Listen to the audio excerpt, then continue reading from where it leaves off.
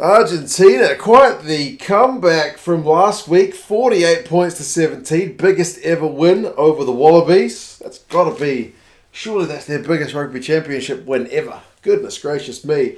We'll go over some key events and stats, and you guys can let me know your thoughts. I'm a little bit delayed. Apologies, folks. My kids got up, and I had to pause the game to make them breakfast, because I promised I would make them breakfast a few days ago. So, apologies for that, but yeah, quite a game.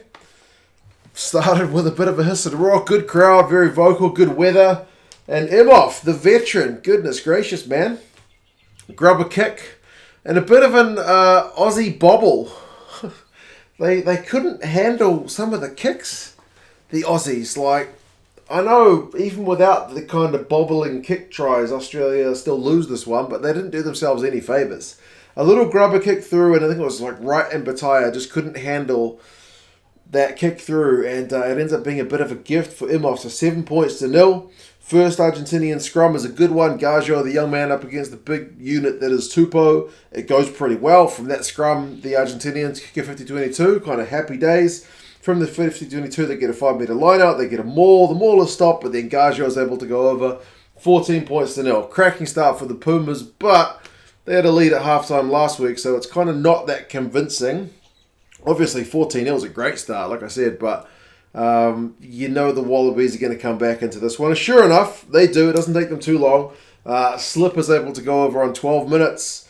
Interestingly, like with the amount of pay they got from their maul last week, I guess the Aussies knew that the Argentinians would have been prepping for the maul D, and they deliberately seemed to change tact to often like get Valtini like running onto the ball rather than just going up the guts with the maul. You know what I mean? Like they would kind of flick it back off the top and get Valtini to just power onto it, which was working really well.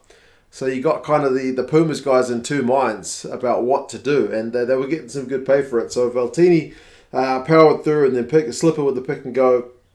14-7, maybe the comeback is on. The Aussie pressure continues. The Argentinians are offside. It's a three-pointer for the Aussies. So that 14-0 lead has become 14-10 after about 15 minutes. So the points scoring rate is absolutely through the roof in this one. The Argentinians kind of almost like doubled down with their points conceded, when the Aussies won a penalty from a high ball. But then the Aussies like missed their line out. There's a couple of kind of key moments like that where if they'd converted, they potentially could have got themselves in front, but they couldn't. Then the Argentinians missed a line out, so both sides kind of struggling a wee bit. And inside ball from Pataya to James O'Connor looks to have gone over for a try. But they chalk that one off, and there's a few tries and a few decisions which are kind of head-scratching in this game. That one gets chalked off. The Aussie commentary team, especially Andrew Mertens, absolutely hated it. And like Mertens was very negative. If you guys didn't have his stream, maybe you can think yourselves lucky. Like I don't know. I don't remember Andrew Mertens being such a whinger. I don't mind if commentators make points about decisions and whatnot, but he was just, everything was wrong. This one was back at the breakdown. They said that Matera was kind of tipped up with a clean out, but to me it seemed more like a neck roll. Like Carl Dixon, like I said, kind of had a bit of a weird game. If anything, it was kind of a neck roll, but Matera ends up getting kind of flipped over, and they ruled that they'd lifted him beyond the horizontal, which it didn't seem to be. But either way, the try is chalked off. So it was a bizarre one. I'll put it down to that. The Argentinians get a maul in Aussie's half, and they actually win a penalty from it. So kind of reversal of last week. They didn't opt for 3, and that paid off because De La Fuente managed to go over on 24 minutes. The weirdest, like this game was honestly so weird. The little jinking run, he seems to have injured himself halfway through his run. He genuinely stops his run for a moment to kind of hold his leg where his hamstring, I guess, has been pulled, and then just decides, bugger it, I'm close enough. He changes direction off his good leg and then just manages to go over for the try. It's really weird, but it's a good try. He immediately gets subbed because he can't really walk, but 21-10. Rory Arnold gets an intercept. Foketi goes close after Ikitau has a line break, And then the Argentinians get a penalty. They miss touch. Kremer ends up getting an intercept. Like a game where you've just had a try denied for a neck roll, which wasn't called a neck roll. A couple of the forwards getting intercepts, injuring himself in a try. Like I said, really weird. And then Juan Gonzalez ends up getting a try. Seemingly also kind of out of nowhere, a big up and under. It's a bit of a Wallabies error in the backs where Nick White looks like he's tracking back to maybe catch it, but he just stands his ground to kind of hold a bit of a blocking line. They let the ball bounce, and then the Argentinians are the one who bounce on it. So really, really bizarre. I think it was Mallia with the big up and under finally backing himself to run at the line and put boot to ball. So 26-10. Crazy. Boffelli looked to have gotten another one. And again, it's a little bit of a weird decision because it seemed like the ball touched the line under his control before he lost it. On field, no try. They ruled there's no conclusive evidence, even though it looks kind of clearly like the ball touches the line while he's still in control of it. I don't know. James O'Connor got denied one. Boffelli gets denied one, so maybe that kind of evens out. I like to think even in weirdly refereed games, generally the refereeing kind of evens out. They said no compelling evidence, so commentary team was also bamboozled by that one, like myself. Argentina had a bit of pressure before half-time, but the Aussies held. The Argentinians' maul defence also held in return, which was good to see because, as I said, they really struggled with that last week. The Aussies had a penalty right before half-time, opted not to go for the sticks. They went for the maul, but they lost the line out. So 16-point lead for the Argentinians at half-time. But remember, in the last game, they conceded 20-plus points in the final 20 minutes. So there's still 40 minutes of the game to go. 16-point lead is far from guaranteed based on what we saw last week. I wrote the note that they've been a poor second-half team at times, although they did have one good comeback against Scotland. So, yeah, I was generally not sure what was going to happen. Obviously, Argentina would rather take a 16-point lead into halftime than not. Again, Aussie in the second half tried that Valtini move from the line-out instead of getting a maul, and they end up going close again. And then Bertranou this time with a kind of try-saving tackle in goal, which had everybody confused, including James Slipper, the commentary team, as to why it was legal, but in goal. Obviously, the laws are different. He doesn't have to release. So, yep, that was a try-saver from Bertranou.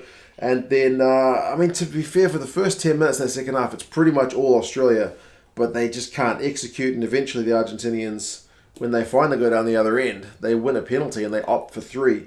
So despite having virtually nothing going on for the first 11, 12 minutes, Argentina come away winning that period 3-0, which I think is a real momentum shifter. I think if Argentina concede there, maybe that builds for an Australian comeback. But the fact that they didn't concede any points and even managed to put on 3 of their own, it's definitely a big confidence booster, and you could feel the crowd getting back into the game at that point. I mean, they're playing with confidence in the fact they started really chucking the ball around. Carreras even goes for a drop goal.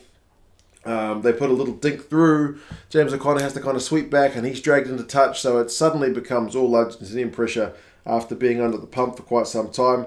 Valtini concedes a soft penalty on 60 minutes when Mallia is under a lot of pressure in his own area.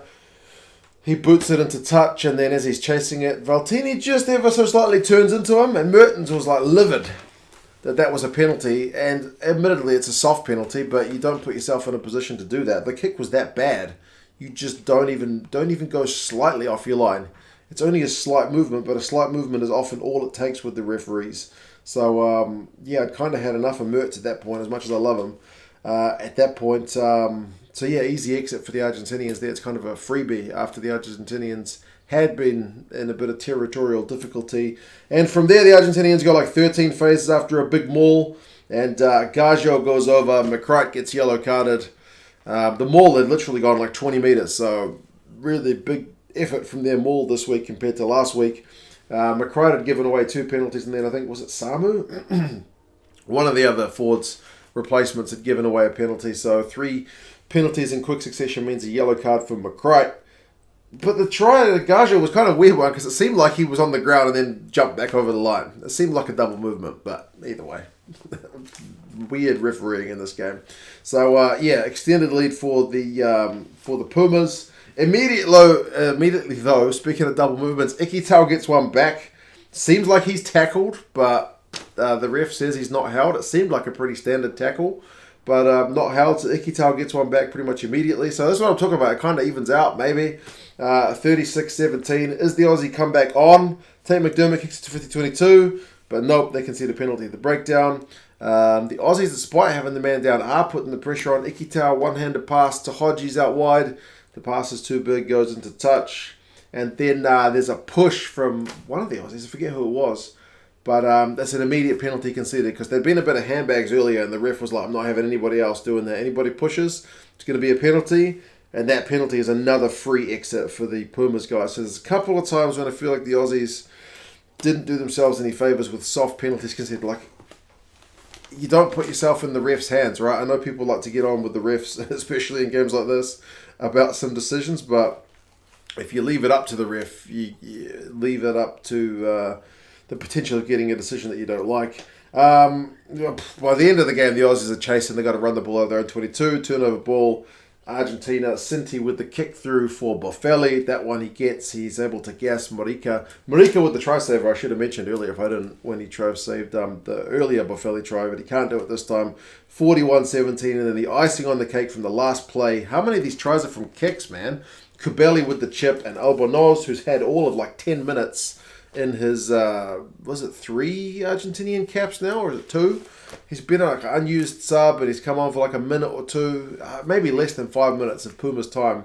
But he manages to get over for the try to make it 48-17, which on paper at the end looks like an absolute hiding. But as I say, the Imhoff tries from a kick, the Gonzalez tries from a kick, the Boffelli tries from a kick, the Albornoz tries from a kick. So they were certainly getting some pay from the boot this week, the Argentinians. Run meters 215 to 322, so that's actually with the Aussies having more run meters, but more than double the kicks for the Argentinians, almost 30, 29 to the Aussies 13. Penalties conceded, the Aussies also 13 to the Argentinians 9, so 4 the difference. Clean break 7-3 to the Argentinians. It's a pretty telling one. Mauls, the Argentinians actually mauled it more, 6-4. Turnovers conceded, the Aussies 17-12. So a lot of the key areas just not going Australia's way in this game. Remember, they had so many guys out injured. It is utterly ridiculous. Like, even Fainga'o pulled out like the day before with another, I think it was concussion. Like the injury list for Australia is just crazy long. But individuals, Imhoff, man, 2 clean breaks, 2 defenders beaten. Boffelli, 2 clean breaks, 2 defenders beaten. Both of them get on the board with tries. Gallo, 11 from 12 tackles. This good at set piece. Gets a couple of tries himself. He's a very exciting young, prop. Ikitau looks sharp. 59 metres, 2 clean breaks, 3 defenders beaten. Swain, 11 from 11 tackles. I did like the Aussie maul variations. I did like the Argentinian kicking game for sure. The Aussies won't be too happy with how they were on kick receipt, but yeah, it's a bit of a weird game. Some weird ref calls, but I do feel like they kind of balance themselves out throughout the course of things. But anyway, you guys let me know your thoughts. How do you think the Rugby Championship is sitting at the moment? I won't spoil the other game in case you haven't seen it, but yeah, really interesting weekend of results. We've got a week off from the Rugby Championship now before Argentina head down here to New Zealand, and the Wallabies will play host to the Springboks. Yeah, you guys have any thoughts? And I'll talk to you guys again soon. See you later.